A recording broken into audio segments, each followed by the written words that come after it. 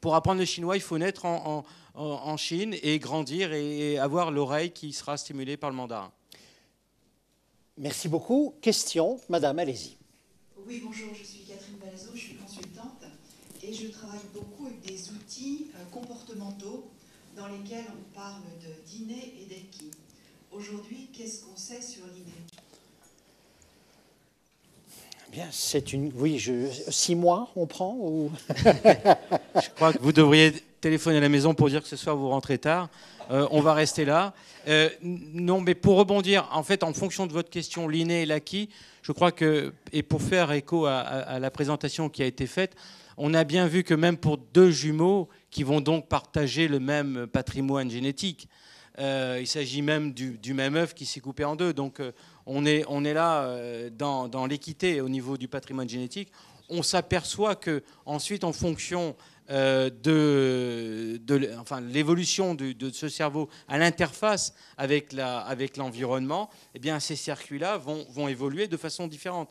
S'il y a bien quelque chose qui a dû vous frapper sur toutes ces images qu'on a vues, c'est qu'il y avait cette idée de l'individuation. Chaque cerveau a pour vocation d'être unique. Donc, et ça va être l'acquis. Ça, gardez-le à l'esprit parce que c'est vraiment fondamental dans notre société aujourd'hui. René Girard l'a bien théorisé.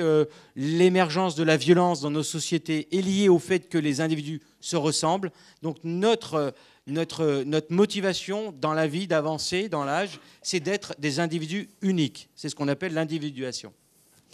Merci beaucoup. Question suivante. Attendez, il y a déjà un micro qui a été distribué ici tout près ou là-bas au bout? Là-bas au bout d'abord pour monsieur, ce sera monsieur ici ensuite. Oui, allons-y. André Perret, je dirige une société de formation management. Vous avez parlé tout à l'heure du cerveau social, en indiquant qu'il devait être stimulé par des contacts quasi physiques avec l'autre. Pas forcément physique. Hein. Oui, il y a du désir. Quelle conclusion vous pouvez tirer des découvertes sur les neurones miroirs à ce sujet? Et est-ce qu'il y a une idée de l'émergence de l'empathie, de l'utilisation de l'empathie à travers l'utilisation de ces neurones miroirs? Alors, première précision, neurones miroirs, de quoi s'agit-il? Voilà, donc le concept de neurones miroirs, concept relativement récent dans les années 90, 93, 95, est un concept qui veut témoigner d'une particularité de certaines régions du cerveau, qui sont des régions qui sont d'ailleurs impliquées dans la planification du geste, dans la motricité. Eh bien, des chercheurs se sont aperçus de façon, comme les grandes découvertes, sans jamais les planifier. Ils enregistraient des parties précises du cerveau de singe. Et à leur grand désespoir, quand l'animal bougeait les mains, il n'y avait aucune décharge électrique de façon corrélaire. Et à un moment donné, le chercheur en face de ce singe a pris une tasse et l'a portée parce qu'il était fatigué, et il a bu du café. Et c'est à ce moment-là qu'il a vu une partie de ses neurones déchargés. Et donc, d'où l'idée du miroir, c'est-à-dire qu'en fait, le fait de bouger autour de ce singe faisait qu'à l'intérieur du cerveau de ce singe, des neurones étaient également activés. Donc, à l'insu du singe, l'individu qui bougeait le bras, eh bien, faisait comme si c'était le singe qui avait décidé de boire lui-même.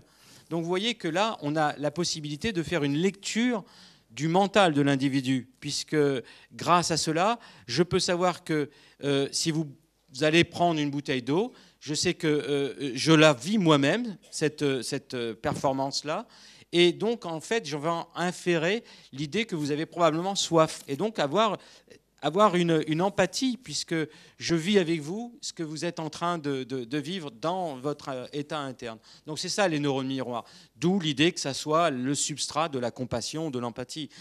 Pour faire très court aussi, sachez que l'être humain, s'il est aujourd'hui ce qu'il est, capable d'assister à des conférences, c'est parce que d'abord il y a cette dimension empathique de l'être humain qui nous différencie des autres animaux. Tout à l'heure, la distinction a été faite en homme et animal. Évidemment, nous sommes des animaux, mais peut-être le nec plus ultra, c'est l'empathie, c'est-à-dire l'idée que nous puissions apporter des soins, par exemple, à cet enfant qui est né trop tôt. On est tous nés trop tôt, et on s'en sort parce que les parents vont avoir cette partie de la dimension sociale. Donc si vous criez, eh bien, vous allez faire votre enfant crie, vous allez faire une lecture mentale en se disant tiens, il a soif, il a froid, il a peur.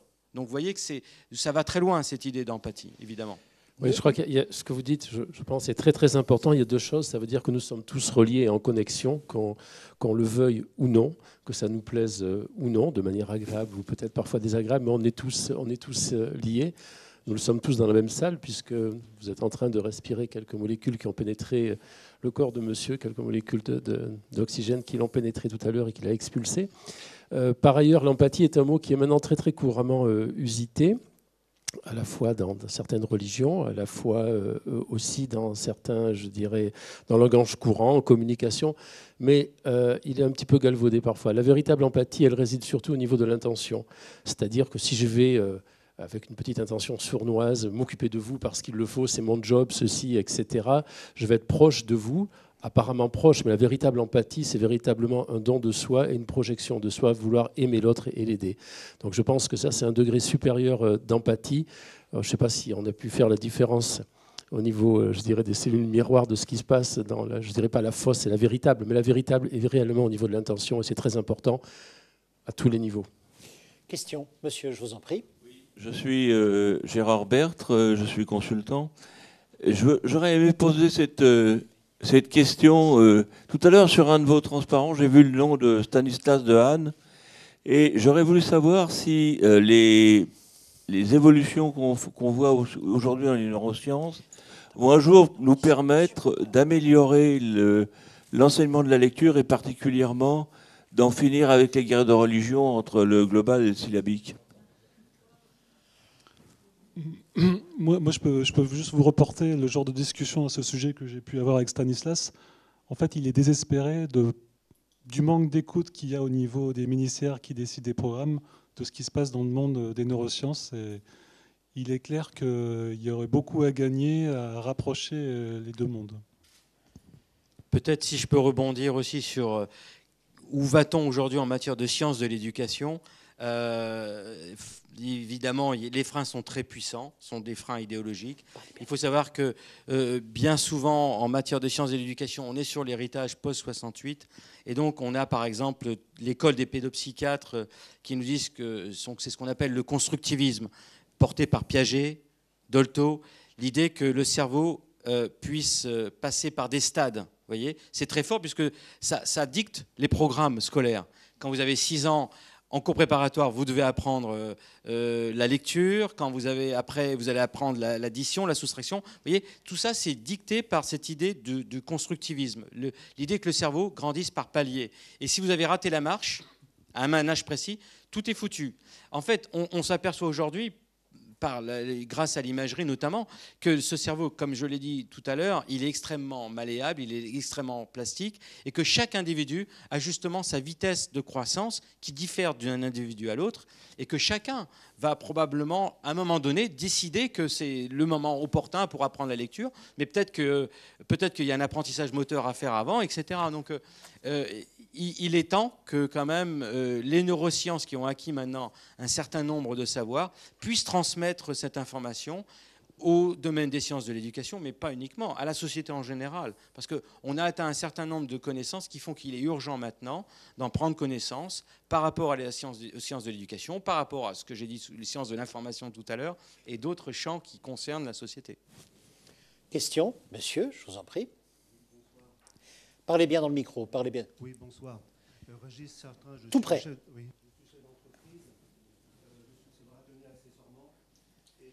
Chef d'entreprise et marathonien, c'est parce que votre micro ne fonctionne pas. Je vous en prie. Allez-y. OK. Vous nous disiez tout à l'heure que nous n'utilisions que 10% de notre cerveau. Veuillez-vous m'aider? Qu'est-ce que je dois faire des 90% restants? Excusez-moi, j'ai été trop vite. Sur la diapositive, c'était une liste de neuromythes. C'est-à-dire que ce sont des fausses croyances. Voilà. Ce sont parce qu'aujourd'hui, voilà, depuis les années 70, le domaine des neurosciences que nous représentons très modestement ce soir est un monde qui explose de façon vraiment exponentielle. Le corpus de connaissances s'accélère. Et évidemment, ces idées-là étaient, dans les années 70, l'idée d'un cerveau droit, d'un cerveau gauche, avec des fonctions bien précises. L'idée que nous n'utilisions que 10%, ça flatte l'orgueil en se disant que tiens, le jour où on va vouloir activer tous nos neurones, ça va barder. Évidemment, c'est absolument faux. Il est évident aussi que tous les parties du cerveau ne fonctionnent pas de façon simultanée. Mais c'est un peu comme un tableau de bord, ça s'active dans un centre, ça s'éteint, ça s'active dans un autre, ça s'éteint, mais l'ensemble du cerveau est toujours mobilisé. Jean-Marie Mangin, c'est ce que vous constatez sur vos imageries. Tout est mobilisé, mais sur des intensités différentes, je vais le dire comme ça. La plus grande partie du cerveau a été rapportée comme activée par une tâche ou une autre, mais c'est vrai qu'il reste quelques zones noires que personne n'a réussi à voir activées, mais c'est simplement parce qu'on ne sait pas réellement trouver le bon protocole, le bon paradigme qui va la conduire à travailler. Si je comprends bien, l'ensemble de vos équipes travaillent actuellement sur la constitution d'un outil et de son étalonnage, c'est bien ça? Outil d'observation et étalonnage dans l'imagerie, c'est-à-dire tout ce que vous constatez actuellement, tout ce que vous avez emmagasiné et ce que vous emmagasinez sur les connaissances, au fur et à mesure, vous étalonnez tout ce que vous êtes en train d'observer. C'est ça que je veux dire. C'est quelque chose qui se passe au niveau de la communauté, je dirais, mais c'est vrai qu'il commence à y avoir des projets. Par exemple, il y a un projet qui vient d'être lancé par la communauté européenne qui vise à faire passer sur quelques individus toutes les expériences qu'on a pu concevoir et qui ont été intéressantes de par le monde, justement pour juxtaposer toutes ces régions, pour mieux décrypter un petit peu l'organisation qu'il peut y avoir derrière, et peut-être se rendre compte qu'il y a des régions, pour l'instant, où on ne sait vraiment rien du tout de ce qui s'y passe. Merci beaucoup. Oui, puis je me permets juste de rajouter une autre information sur les fameuses 10%, c'est qu'aujourd'hui, les neurosciences indiquent notamment que l'activité au repos du cerveau est extrêmement intense. On n'a plus cette idée de cerveau au repos puis qui se retrouve stimulé par les informations sensorielles. Non, en fait, l'activité, avant même de percevoir quelque chose, de base est élevée. Et ce que va faire l'information sensorielle, c'est lui donner de l'ordre. Vous voyez, dans un chaos, vous donnez de l'ordre. Mais c'est encore une autre dimension que les découvertes récentes montrent, combien cette idée de 10% est fausse, puisque c'est tout l'ensemble du cerveau qui a un bruit de fond, un chaos, et que simplement les organes sensoriels donnent du sens, rapidement. Allez-y, jeune homme, je vous écoute. Bonsoir. Nous vous écoutons. Je m'appelle Mathieu et je suis en école d'ingénieur en informatique. J'avais une question à propos de tout ce qui est plasticité du cerveau. Vous disiez que, par exemple, quand on apprend à jongler, la zone de la mobilité se développe. Donc on est d'accord que pour ce qui est fonction, c'est vraiment mappé dans le cerveau. Mais pour ce qui est des souvenirs, mettons qu'on ait une image parfaite d'un cerveau, est-ce qu'on serait capable de reconstituer tous les souvenirs, toute la mémoire d'une personne en fait? Ayant l'objet, avez-vous le contenu? J'en doute.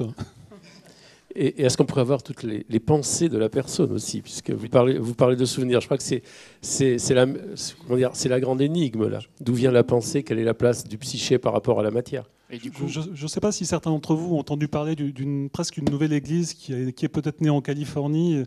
On parle d'uploader son cerveau dans les ordinateurs toujours plus puissants, où on va pouvoir en fait devenir immortel parce qu'on va pouvoir faire une image parfaite de l'état de votre cerveau, de votre mémoire, et puis redémarrer dans un monde virtuel. C'est un côté un petit peu loufoque de mon point de vue, parce que vous imaginez la complexité d'un cerveau. Si le moindre détail de l'organisation de vos synapses est impliqué dans qui vous êtes, je ne vois pas bien comment on pourrait uploader ça dans un ordinateur et puis redémarrer un programme qui continue à stimuler ça comme dans le monde réel. Question, merci beaucoup aux uns et aux autres. Madame, nous vous bonsoir. écoutons. Sylvie Chamberlain, je suis consultante en ressources humaines. Je voudrais revenir sur le sujet de l'infobésité. Je voulais avoir un peu votre avis sur le pronostic, en fait. Est-ce que, puisque vous dites, effectivement, aujourd'hui, on est surstimulé, soit dans les entreprises, dans le monde de manière générale.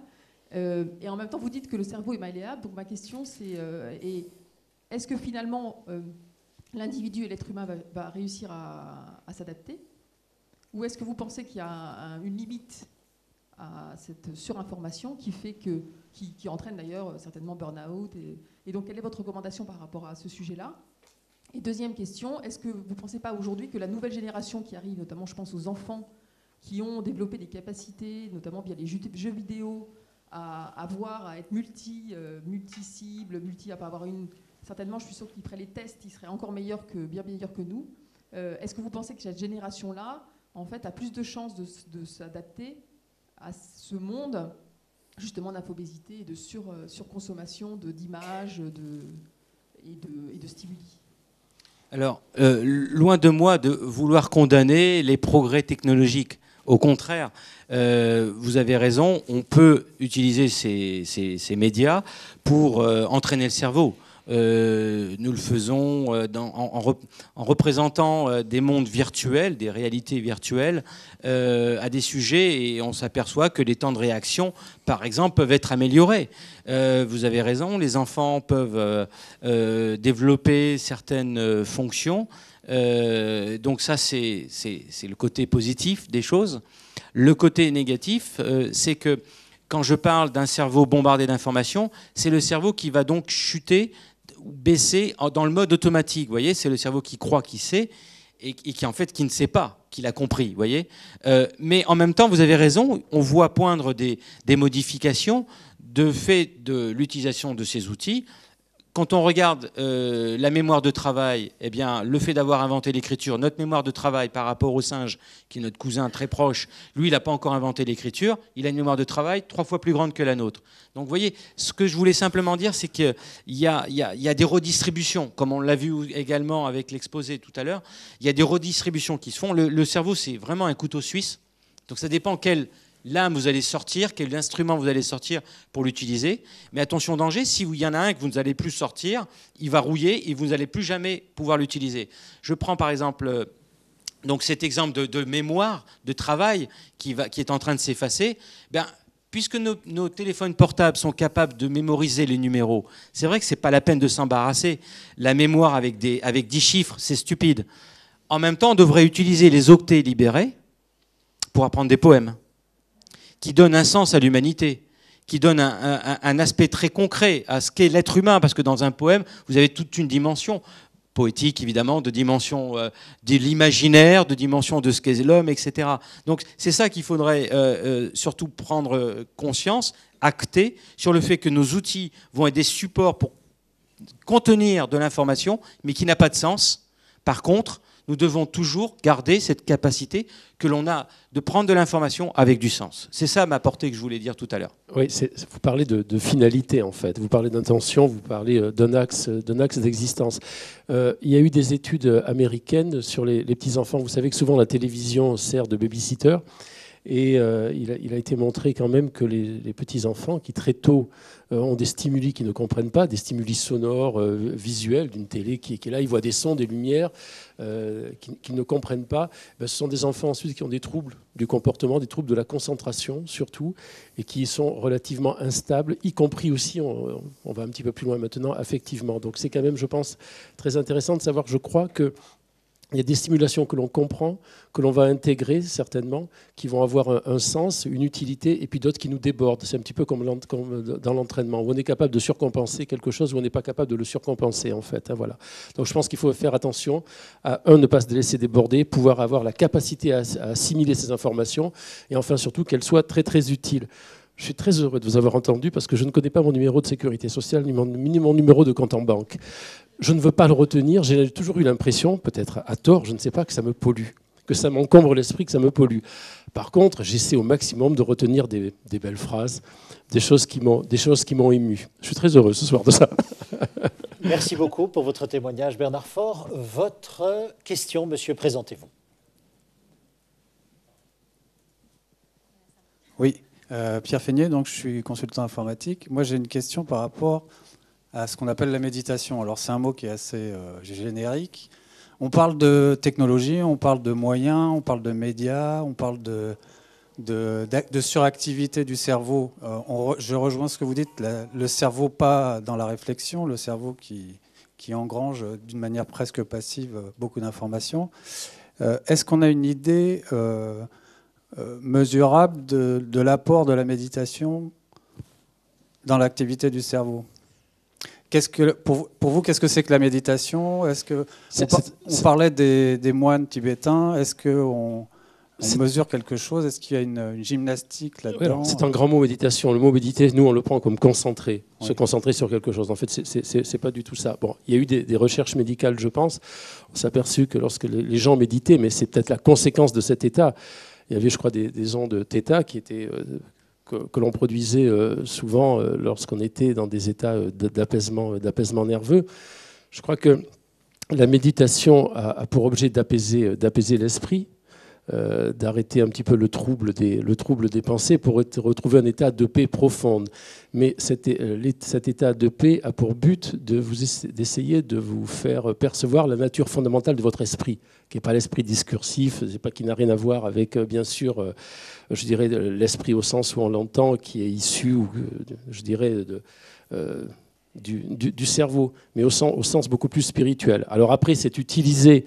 Ces techniques d'apaisement, en fait, sont utilisées dans le monde de l'entreprise, dans beaucoup de monde, pour rendre les gens peut-être un petit peu plus, parfois, aptes je dirais, à écouter, à être performants. Mais c'est peut-être aussi c'est un aspect pratique, je dirais. C'est un aspect pratique, mais ce n'est pas l'aspect originel, qui était plutôt... L'aspect originel était de vous faire retrouver avec la nature fondamentale de votre esprit. Voilà. Je ne sais pas si j'ai répondu, mais il y a des répercussions physiques, c'est évident. Il y a des répercussions physiques dont je ne suis pas apte, vous êtes beaucoup plus apte que moi à parler. Non, mais en fait, aujourd'hui, ce monde-là pénètre celui de la psychiatrie, notamment. Je vous renvoie à Christophe André et d'autres psychiatres qui, aujourd'hui, prennent justement conscience que la majorité de leurs patients sont des patients qui sont bombardés d'informations et qui n'arrivent pas à gérer cette surinformation. Et donc, ce qui leur est demandé à ces personnes qui souffrent de burn-out ou de dépression, eh bien, c'est de s'ouvrir des pages, des parenthèses dans la journée, le matin ou le soir, et se donner du temps à l'introspection. Donc c'est ça, l'idée de la méditation, c'est l'introspection. Et à ce moment-là, simplement en regardant à travers votre bureau les nuages qui passent, vous n'êtes pas en train de perdre votre temps, parce que à ce moment-là, inconsciemment, vous êtes en train de vous dire, tiens, j'ai claqué la porte ce matin, et puis voilà, je me suis fâché avec ma femme ou ma fille, j'ai dit des choses, tiens, que je ne pensais pas. Si vous ne faites pas cette introspection, c'est ce qu'on appelle des états d'âme négatifs. L'empilement d'états d'âme négatifs font qu'à 4 heures de l'après-midi, vous recevez un courriel que vous recevez souvent, qui ne vous fait pas basculer dans les émotions fortes. Mais là, cette fois-ci, parce qu'il y a eu 3 ou 4 empilements d'états d'âme négatifs, ce sont donc des cicatrices affectives dont vous êtes inconscient. Genre, vous prenez votre voiture, vous voyez une estafilade, ça ne vous fait pas plaisir, vous râlez, mais vous prenez votre voiture parce que vous n'avez pas le temps de vous arrêter, dans cette course effrénée. Donc ce sont ça, ces empilements d'états d'âme négatifs, qui font qu'après, vous versez très fort dans les émotions. Et donc, pour éviter de verser souvent dans les émotions fortes, voire après le stress chronique, voire ensuite l'anxiété, voire ensuite, si rien n'est fait, la dépression. Donc c'est un continuum qui démarre donc dans le basculement entre état d'âme négatif, vous êtes inconscient, aux émotions fortes. Eh bien, la meilleure façon de gérer ça, c'est de se donner du temps dans l'introspection et vous dire, par la méditation, je suis comment aujourd'hui? Où est mon baromètre? Tiens, je suis énervé ou je ne suis pas énervé? Voilà, c'est ça l'idée de la méditation. Merci Pierre-Marie Liédot. Monsieur, qui êtes-vous et votre question? Jean-Luc Ebel, je suis conseiller dans cette belle maison qu'est la Chambre de commerce de l'Essonne. On a parlé de sciences de l'éducation. Alors messieurs, si vous étiez au mystère de l'éducation, quelles seraient les grandes réformes que vous mettriez en place tout de suite? Bon, il y a un soupir qui n'est pas de soulagement. Moi, je dirais de créer dans cet endroit un laboratoire de neurosciences digne de ce nom. Peut-être pour rebondir, et une dimension quand même qui est importante à faire passer dans le monde de l'éducation et dans les sciences de l'éducation, c'est de savoir et de faire savoir que le plus grand frein en matière d'éducation, c'est ce qu'il n'y a pas ce soir, je l'espère, c'est l'ennui. Donc en fait, enfant ou n'importe quel apprenant doit trouver une dimension de plaisir, l'hédonisme. Surtout ne pas verser dans l'ennui. Voilà. Et donc faire des cours plus ou moins plus attrayants et non pas avoir cette course effrénée du programme où il faut absolument terminer parce qu'à 4e, il a été dicté que l'enfant à tel âge devait apprendre ceci et cela.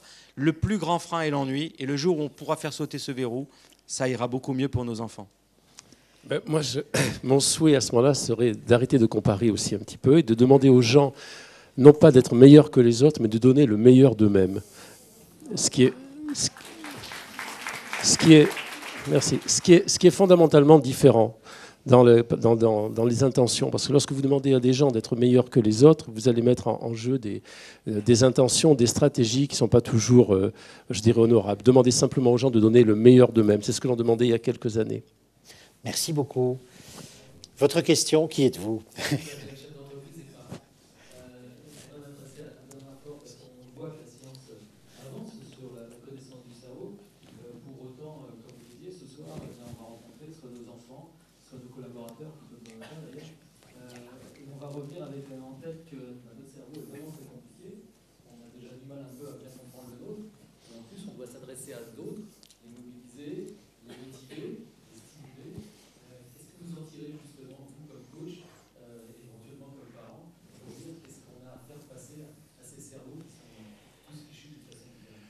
Je pense qu'on a à faire passer à des êtres humains, à des gens qui sont venus s'incarner et qui ont aussi un cerveau, en fait. Voilà. Donc je pense que ça passe par l'affectif. Je pense qu'on doit saisir des tas d'informations. Quelle est notre place, quel est notre axe, quelles sont nos souffrances, quelles sont nos aspirations. Et vous savez, je pense que c'est un espèce d'instinct qui vous attire pour savoir ce qu'il faut faire passer à quelqu'un. Je pense qu'il y a des acquis à avoir, il y a des outils à avoir, des outils pratiques, mais avec ces mêmes outils, chacun peut faire des choses fondamentalement différentes. Et donc je pense que là, il n'y a pas de recette. Sinon, ça serait trop facile. C'est ce qui fait que chacun est unique. Et je pense qu'il faut savoir un petit peu respirer l'autre, humer un petit peu. Vous savez, c'est comme en matière d'entraînement. Il y a beaucoup de connaissances. Il y a des séances clés, tout le monde sait les séances, c'est un petit peu comme les notes de musique, do, ré, mi, voilà. Vous me donnez ces notes, je ne ferai rien. Va y avoir Mozart, va y avoir Beethoven. Chacun a écrit une partition. Une note n'a pas de signification, c'est l'enchaînement qui a une signification. Donc je pense que c'est tout un tas de petits moments que vous allez passer, de petites orientations que vous allez sentir, de réponses que vous allez donner qui vont aider. Je pense que c'est ainsi que ça peut se passer. Mais je pense qu'il n'y a vraiment pas de recette. Il n'y a simplement qu'une relation qui va pouvoir aider. C'est la relation entre deux personnes qui vont sentir simplement à un moment donné. Elle peut être grande, elle peut être intime, elle peut être un petit peu, des fois un peu moins belle, je ne sais pas. Mais c'est uniquement ça qui va vous guider sur ce qu'il faut apporter, je crois. Et à l'entraînement, c'est pareil. Merci beaucoup. Madame, oui, merci. Qui êtes-vous? Alors, je suis Nathalie Lacour, je suis fonctionnaire d'État. Mon métier, c'est chargée de mission pour la biodiversité. Et donc, mon grade, c'est inspecteur de la santé publique vétérinaire. Donc, moi, j'ai 2 points. Le premier, c'est qu'on parle beaucoup de l'être humain, c'est normal. On a aussi parlé quand même du cerveau de certains animaux et de l'empathie. Et moi, je pense qu'il y a beaucoup d'empathie chez certains animaux et de l'empathie entre les êtres humains et certains animaux, en particulier les animaux de la faune sauvage. Et je pense qu'il ne faut pas forcément, justement, faut pas mélanger avec les animaux domestiqués. Et je pense qu'on peut trouver beaucoup de plaisir et des formidables capacités d'évolution intellectuelle et sensible au contact de la faune sauvage. Donc voilà, c'était la première chose dont je voulais partager éventuellement avec vous. Et la deuxième chose, c'est que récemment, j'ai assisté à une séance d'hypnotisme. J'étais très impressionnée. Et donc, la conclusion de l'hypnotiseur, c'était qu'il ne fallait pas négliger la puissance de notre subconscient. Et donc, ma question est la suivante. Comment est-ce que... j'ai entendu parler de l'auto-hypnose. Qu'en pensez-vous? Et peut-on, par l'auto-hypnose, stimuler cette capacité cérébrale? Écoutez, donc l'hypnose et d'autres domaines, parce qu'on a parlé de méditation, on pourrait parler de transe. Sachez que nos états mentaux dépendent de certains rythmes électriques, puisque vous savez que la définition profane de la vie, c'est l'activité de l'EEG, l'électroencéphalogramme. Donc, en fonction du nombre de cycles que vous allez faire dans une période d'une seconde, on pourra définir que là, vous êtes éveillé, excité, vous êtes en train de comprendre, ou vous tombez dans le cerveau automatique, vous vous laissez aller, ou voir, on a parlé de régime Theta, tout à l'heure, méditation, vous voyez, où vous allez presque vous endormir. Donc on peut, en fonction de la fréquence à laquelle votre électroencéphalogramme va osciller, on peut déjà assigner une certaine fonction mentale. D'accord ? Alors ensuite, ce qui est assez intéressant, c'est de se rendre compte que soit vous êtes capable vous-même, parce que vous décidez de vous concentrer, vous étiez assise dans un fauteuil et d'un seul coup vous êtes attiré par un son, donc là d'un seul coup vous vous concentrez. On verra que vous êtes capable vous-même de mobiliser cette énergie pour changer les fréquences. Mais d'autres pourront le faire à votre insu. Si vous allez en boîte de nuit, eh bien, les flashs lumineux, la lumière, fait que votre cerveau, admettons, à 3 heures du matin, devrait se retrouver dans des régimes très lents d'oscillation, eh bien, il va se retrouver à 40-50 Hz. Et donc, vous rentrez à la maison et vous ne pouvez plus vous endormir. Vous êtes hyper activé, hyper stimulé. De même que un individu qui, en face de vous, prendra un pendule ou mettra une musique dont les rythmes vont être de l'ordre de 1 coup par seconde, eh bien là, il va imposer de l'extérieur ce régime-là. Et donc c'est comme ça qu'on explique la possibilité qu'une personne à l'extérieur puisse se saisir de votre mental en imposant un rythme. Vous voyez ? Une petite parenthèse, vous savez qu'une équation pour l'école primaire, connaissant la vitesse de déplacement d'un véhicule sur une nationale, sachant que Napoléon a fait planter des platanes tous les 20 mètres pour que ses troupes puissent se déplacer à l'ombre, quelle va être l'alternance du cycle lumière-ombre, lumière-ombre ? Eh bien, on va tomber dans des phases de 40-50 Hz. Et malheureusement, c'est souvent ce qui peut déclencher, par exemple, une crise d'épilepsie. Donc voilà, tout simplement pour vous dire que de l'extérieur, nos rythmes peuvent être pris, en tout cas, l'environnement peut prendre le contrôle de ces rythmes. Justement, parlons-en. Je suis le maître du temps, il est 20h passé d'1 minute et nous avons encore plein de questions. Donc j'en prends encore 3 et je vais demander à chacun de bien vouloir faire un effort important de synthèse de sa question, de réponse synthétique également, s'il vous plaît. Première question, allez-y monsieur. Isha Mounchit, chef d'entreprise. En quoi l'apprentissage quotidien, pendant plusieurs mois, voire plusieurs années, rend le cerveau plus performant, voire plus intelligent? Est-ce qu'on peut parler de notion d'intelligence? Vous avez dit que si on s'exerçait, vous voyez le cerveau changer, monsieur Mangin, c'est bien ça? Oui. Oui. Et donc, ce cerveau qui a changé, change-t-il également le comportement de la personne? Parce que vous avez dit que c'était un cycle. Hein. Le couteau suisse que je développe me développe à son tour, et ainsi de suite. Il y a un tout petit problème dans la question. C'est pour ça qu'on est tous gênés là. L'intelligence, il n'y a pas une forme d'intelligence. Peut-être que vous faites appel à la notion du QI, ça c'est une chose, le quotient intellectuel, mais qui mesure en fait l'aptitude qu'a le cerveau à pouvoir voir les objets dans l'espace ou du coup d'utiliser les mathématiques. Mais il y a des formes d'intelligence émotionnelle, il y a des formes d'intelligence dite collective. Donc effectivement, le cerveau va toujours bénéficier de l'apprentissage, mais à condition que l'apprentissage ne devienne pas lui-même une routine. Donc faire face toujours à la nouveauté. Deuxième question. Les micros sont déjà distribués, je suis vraiment désolé, allez-y monsieur. Bonsoir à tous, non, on ne vous entend pas. Parlez bien tout près. Vous m'entendez? Oui, voilà. Je suis porteur de projet, je m'appelle Baptiste Cambon de la Valette. Je suis allé à l'école et j'ai vu on a parlé d'éducation, j'ai assisté à des cours aussi d'éducation sportive, mais par contre, on ne m'a jamais appris comment muscler mon cerveau. Donc, je voulais savoir si vous aviez des conseils en la matière. Sincèrement, c'était juste une image. J'espère qu'elle ne vous donne pas une idée complètement fausse. Ça rejoint ce que disait Jean-Marie Liedo, c'est qu'il faut apprendre, s'intéresser. Il ne faut pas rentrer dans la routine, et c'est ça qui va vous faire évoluer et développer des capacités. Allons-y. La méthode des cartes heuristiques. Les cartes heuristiques? Oui. Définition d'abord, carte heuristique, et ensuite, quelle est la question? Parce que carte heuristique et après. Heuristique comme Eureka, j'ai trouvé, et peut-être ai-je trouvé la solution pour muscler mon cerveau. Mais les intervenants... Je ne comprends pas votre question. Je vais peut-être utiliser le microphone et reprendre la question parce que je vois où monsieur veut nous conduire. Donc l'idée qu'on puisse développer une aptitude à associer des concepts, vous voyez. Il n'y a rien de nouveau, même si on en parle depuis un certain temps. C'est utilisé sous forme par des coachs, etc.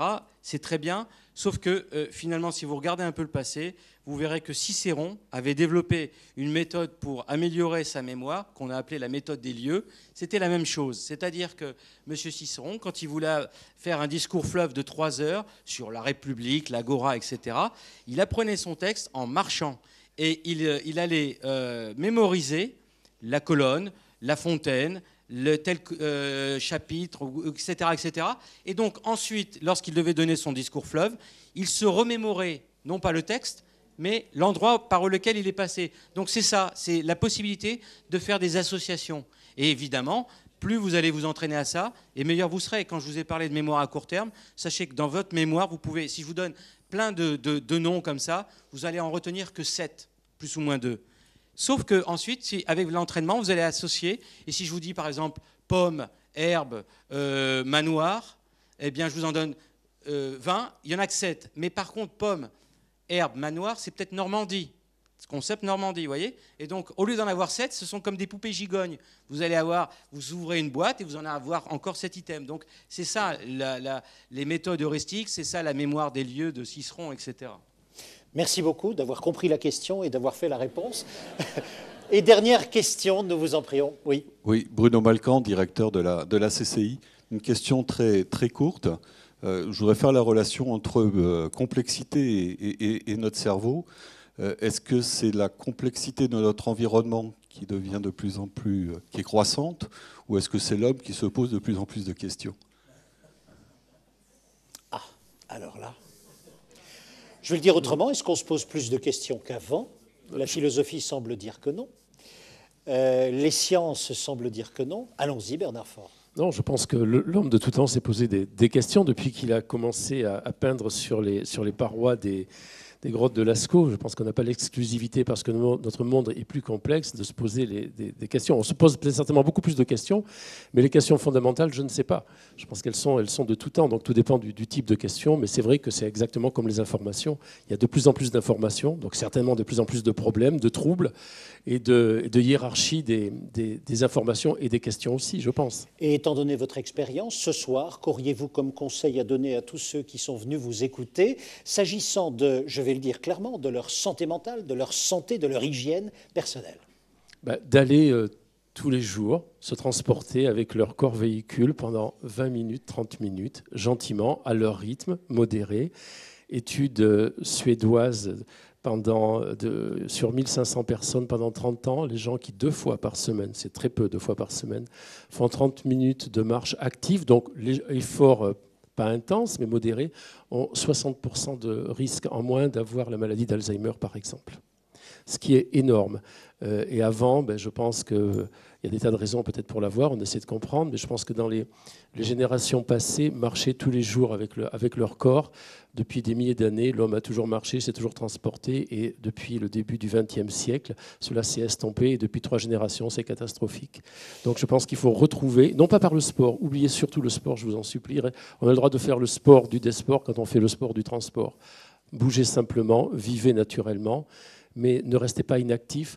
Quand vous pensez, nous en parlions tout à l'heure avec M. Liedo, que 3 heures d'activité physique modérée par semaine peuvent arriver à compenser 165 heures dans la semaine d'inactivité, il faut aller brûler un cierge. Sauf qu'après, on l'oublie complètement quand on est pris dans le trouble de la vie, des exigences, etc. Donc il faut absolument s'imposer ça et pas en rester au samedi-dimanche. Jean-François Mangin, quel est le conseil, ou en tous les cas, s'il n'y a pas de conseil de votre point de vue, j'ai une autre question pour vous. Nous sommes au seuil d'une révolution s'agissant du cerveau? Je l'espère. Mais peut-être ce qui nous préoccupe le plus, c'est qu'on trouve des solutions pour toutes les maladies qui polluent notre société aujourd'hui. Et j'espère que ça va arriver, mais c'est vrai que ça n'est pas encore arrivé. Ce n'est pas encore arrivé. Avez-vous personnellement bon espoir? Je ne vous demande pas de vous engager, mais personnellement, est-ce que vous trouvez que les choses sont bien parties? Vous savez, c'est comme la décision de guérir le cancer dans les 5 ans qui viennent en mettant beaucoup d'argent. On ne peut pas faire des prédictions sur ce genre de choses. D'accord. Merci beaucoup en tous les cas de votre présence. Pierre-Marie Liedo, que retenir de tout cela juste avant de partir? Et en plus, on part en vacances bientôt.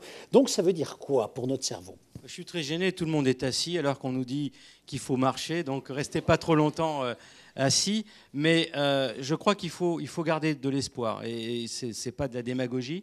La complexité telle qu'elle a été indiquée tout à l'heure, il faut savoir que la démarche du scientifique, c'est pas d'apporter des réponses. Une bonne démarche scientifique, c'est de soulever encore plus de questions par les quelques approches que l'on peut avoir et les quelques réponses.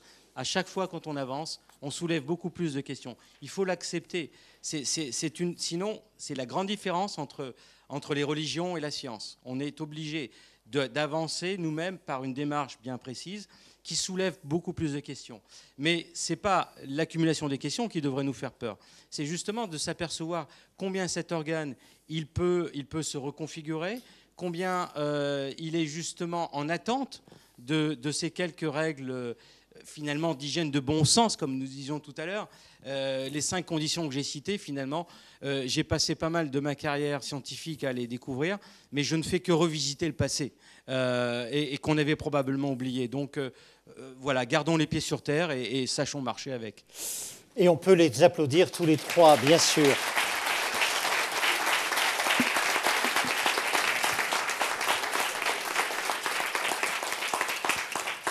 La synthèse est assez simple. Cerveau informable et déformable. Info-obésité, attention, comprenez plutôt que de savoir en permanence et d'être stimulé par des choses qui n'ont pas de sens. Je vise les journalistes. Dernier point, attention, nous sommes titulaires d'un cerveau qui, lui, a une approche globale, 3 dimensions, on ne peut pas les diviser, intellectuel, affectif, spiritualité. Et puis tout ceci nous amène à une question fondamentale, vraiment fondamentale. Au cours de l'histoire humaine, l'homme a toujours tenté de définir la vie bonne. Qu'est-ce qui est bon pour nous? Descartes disait « ergo sum », je pense. Et c'est ça qui va me définir. Pic de la Mirandole dit « l'homme, c'est celui qui est libre, celui qui a la maîtrise de la seconde qui vient ». Même chose pour Tocqueville. Et d'autres valeurs sont arrivées, jusqu'à Kant, où on a dit l'homme, ce n'est pas une déduction de Dieu. Il a une dimension personnelle. Ça, c'est Kant qui l'approche. Au terme de tout ce qui vient d'être dit, la question fondamentale qui va se reposer maintenant et demain sera la suivante. Comment nous redéfinissons-nous et comment redéfinissons-nous cette simple question qu'avaient mise au point les Grecs? Qu'est-ce que la vie bonne pour nous? Des éléments de réponse nous ont été apportés. Ne cessez d'apprendre et d'apprendre avec plaisir. C'est ce que je vous souhaite, c'est ce que nous vous souhaitons durant vos vacances, durant ce temps qui vient et où vous pourrez, l'expression était très jolie, prenez le temps de regarder les nuages et sachez que ce n'est pas du temps perdu. Bonne soirée.